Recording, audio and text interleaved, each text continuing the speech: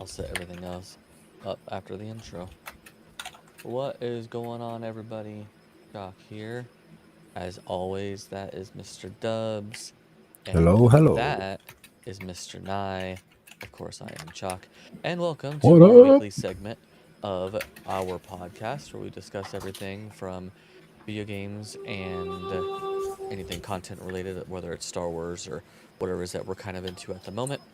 And today we are discussing not only, we're going to start off with the most recent episode of The Acolyte. So while I'm setting up this side of the podcast, Naibo, take it away. What was I doing? I did have all the Star gaming stuff Wars. set up that I was going to do. I have been looking at some other things. There was an announcement. Supposedly, there was going to be a Star Wars Galaxies 2, but I've looked into it, and it's not quite what I thought it was going to be. Although that game looks like it might be interesting. There are some other Star Wars games coming out. They're doing some Star Wars Bounty Hunter reissuing of that, or with some slightly updated graphics. They're supposed to be coming out the end of the month. My I my question believe. is what did you feel about the episode of the most recent Acolyte? Thought you said you weren't ready for that part yet. Oh no, Sorry, we're it's no been a no no rough day. I just we're got gonna lead off home. with, we're gonna lead off with that. Lead Sorry. off with that because it's gonna be rough anyway. Yeah, it was a rough day at work anyway, so I was just kind of going with it.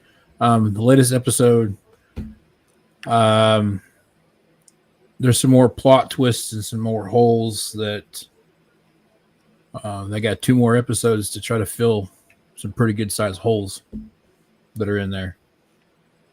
Um, Definitely some different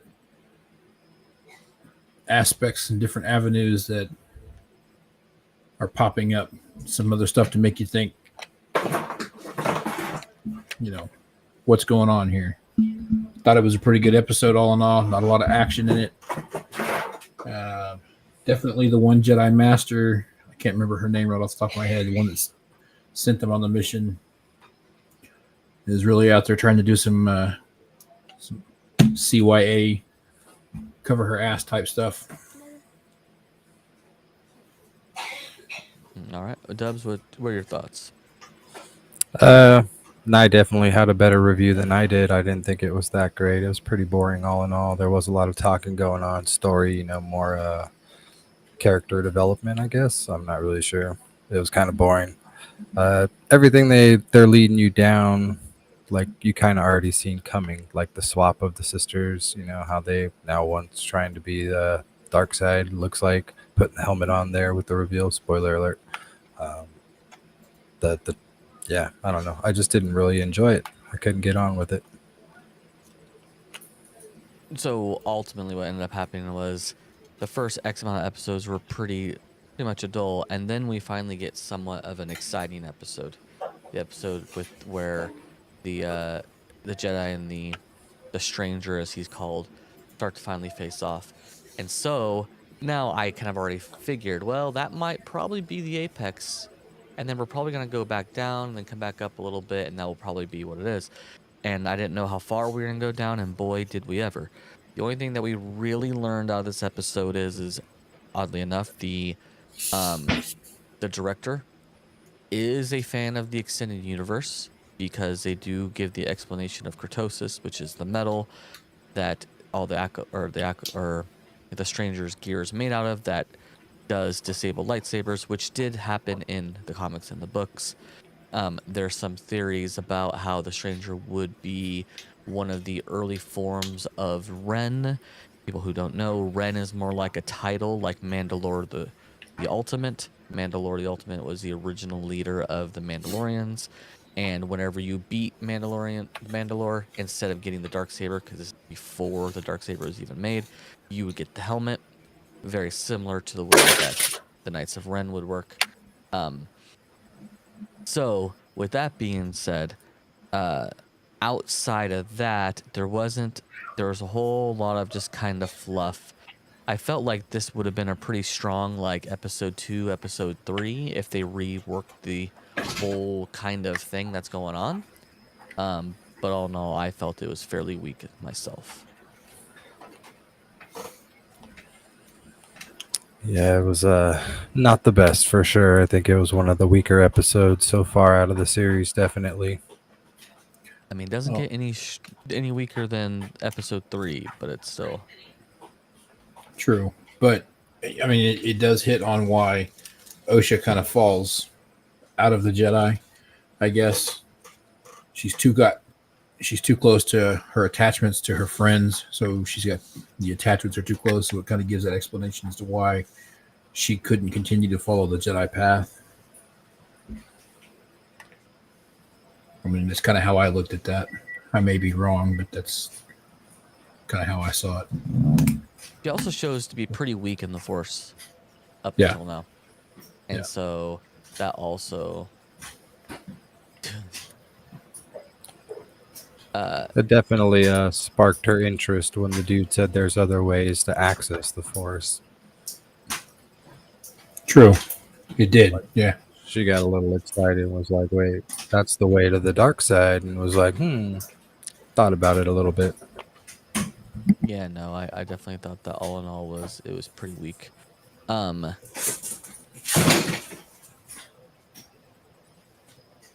Moving on, since the last week of the podcast, we've had a couple new exciting developments between Arc and whatnot. They have officially announced the Aberration's supposed to be going live. They say around the first part of September, but my guess is going to be late September. And so that's exciting for an Arc creator that I happen to be. And then obviously people are still strong within the DLC of Elden Ring. I know Dubs has been actively playing that a lot more than I have been, although, there's been issues for me for why I haven't been able to do it up until now. But we did find out that Dubs and I are a part of an elite group of a 38% club. So we That's might right, have Elden to Lords. come up with a 38% club shirt Yeah, that'd be awesome. for those who get it. So That's right. only 38% of the people who have purchased Elden Ring have beaten the two required bosses, which is Radond and Moog, to have access to the DLC. So that's not even Elden Lord stubs. That's just the Radond That's just and Moog. And so that's a pretty low number. And so yeah, we might just make up a freaking 38% club shirt, plain and basic, and awesome. for those who get it. That would be awesome. Good. I'd rock it. I do enjoy the game. I do enjoy the DLC for those who have played it. They did a good job making it pretty even keel for everybody. You can't go in there thinking your build is going to be the build, because it's not. You can go in there, you're going to get wrecked. I mean, it's like you're starting all over again. It's pretty awesome.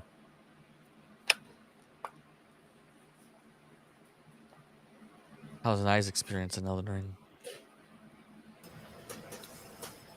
Nye's experience in Elden Ring is so great that he deleted the game off his system the other night. Dang, that boy beat it already. Attaboy. That's not an easy thing to do. It's not an easy thing to do. Elden Ring is not easy. So the fact that you've conquered that beast, it's pretty impressive. Yep. You're the man, Nye. You're the man. Yeah. I mean, I've had to go back to something super mild to keep me from, death raging through all that whole thing. I had to go back to Power Wash Simulator. I've So I just had some more you rage in DLC Power come out. Wash. I have. So, I have. Hell yeah. all in all, Elden Ring, in my opinion, still deserves the title of one of the true legitimate AAA games. It's been very rare that a game comes out that's been advertised as a AAA game that lives up to the hype, and Elden Ring did do that, as well as the DLC so far has done that. A lot of people are just getting irritated because they can't one-shot it. They can't just. It is difficult. They have to learn new things. They've been farming for 2 years, and they can just Like, there's a girl out there who beat the game on a new playthrough, so not new game plus, but with the Dance Dance Revolution pad, Damn. because it was that easy for her, right? And so it's kind of funny. She's playing with something else, and this guy's like kind of flaming her on the DLC, and like this one guy who's with, nah, bro, she's not the one, dude. She beat the game with the Dance Dance Revolution pad. Like, Yeah. she's trying to make it more difficult for her. So again, Elden Ring is supposed to be extremely difficult for the casual player. If you're outside of the casual player, if you're an elite player, you're not going to find it hard. That's the way it goes. Yep. Well, it's a piece of cake. Yeah, walking right through it, having no diff. It's easy. I'm elite. Right. Yeah.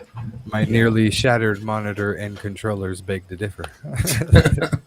No, like, I posted a little video. It just was like to help people out with that one particular pathway of the lasers and whatnot. That was probably the most frustrated I had been up until that point. I just knew that, like, eventually I'd get the timing right with the bosses, and eventually I would, get the dances down right with the bosses, and eventually I would get them. It's all about learning what they're doing and when they're doing it, and not to dodge backwards or left or right. Sometimes it's jump, sometimes it's dodge to them, sometimes it's bring a shield out, things like that. And if you're gonna have a weakness in a video game, Elden Ring specifically is going to exploit that weakness. Plain and simple. I remember on my first playthrough, I was not a dodger. I did not dodge. And it wasn't until I started to force myself to actually start getting out of the way of some mechanics did I actually start, like, progressing. Oh, for sure. Yeah, I totally agree. I'm the same way.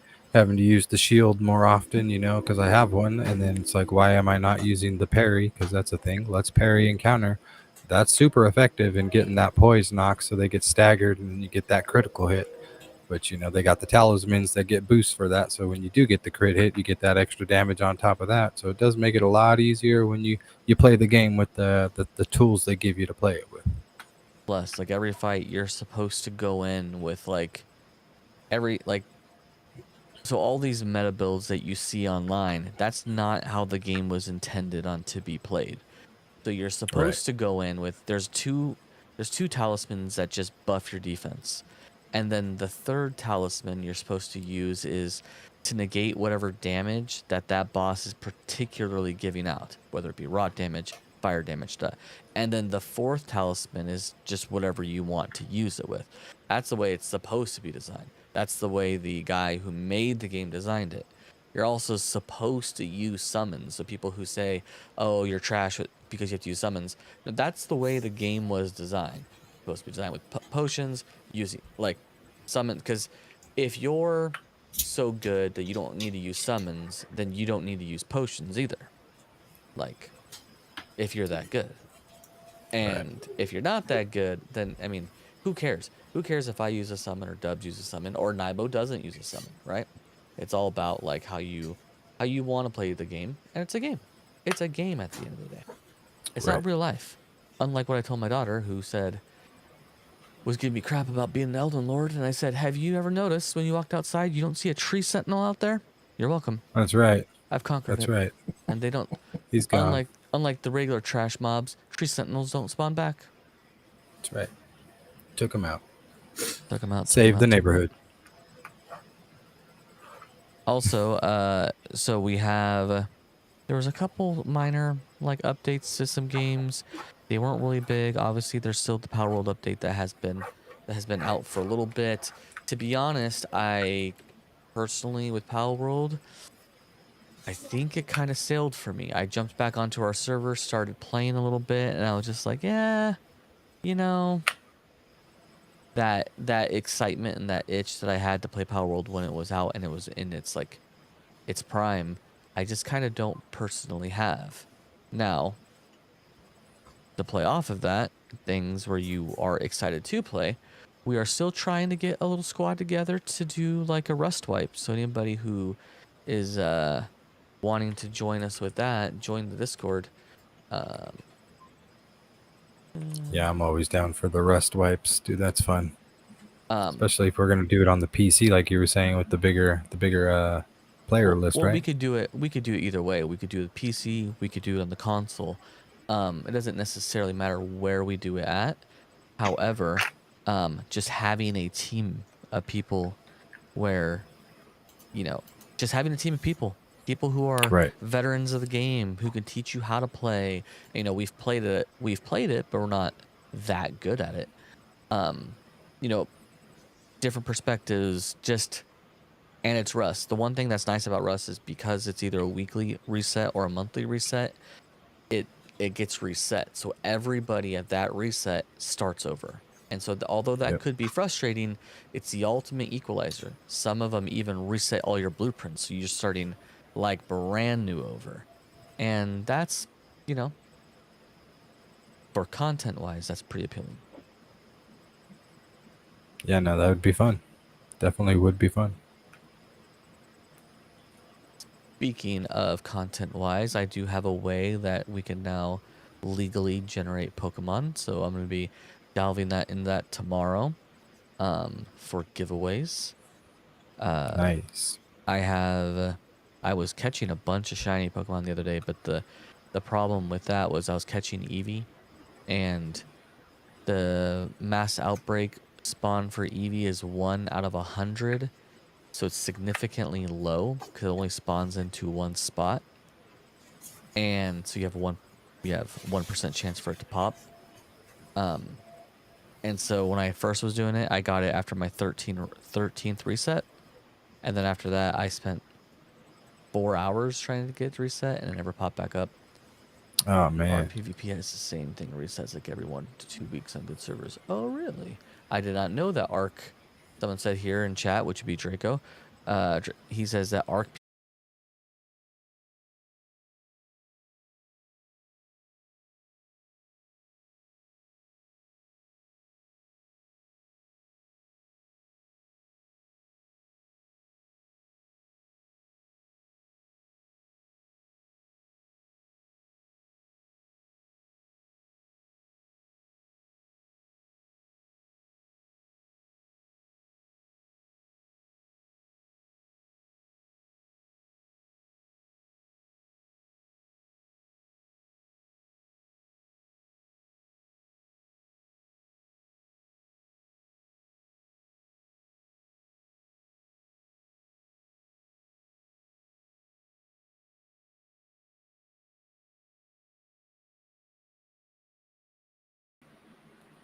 I'm over on your side now, though.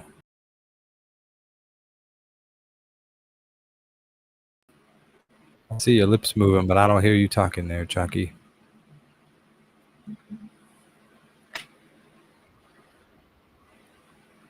Don't blame him.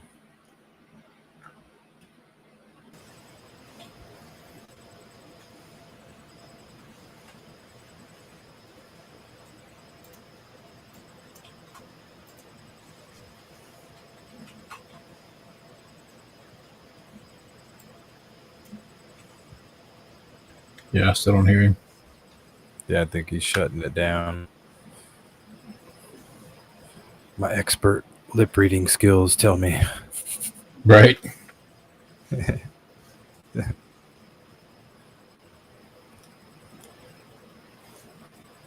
Can you guys hear me now? There he Gotcha. is. All right. Welcome back. I don't know exactly what happened, whether we lost internet or not, but like all of a sudden, I lost internet for like the smallest Yeah, period. you froze on my screen. You dropped on Nye's. Then we both fell out. Then we came back, and then Yeah. you came back. Yeah, it was the same thing that happened last time. I'm talking, all of a sudden you guys disappeared. With that being said, we're just gonna go ahead and call this because this is acting funky on my side. I'm gonna give it about 5 minutes or so. Then I'm gonna be jumping on the Xbox and probably running more Scorched Earth. And yeah, what I was getting at was Pokemon giveaways shortly. That was all. Yes. Anything else Heck from you yeah. two boys? No, sir. Nah.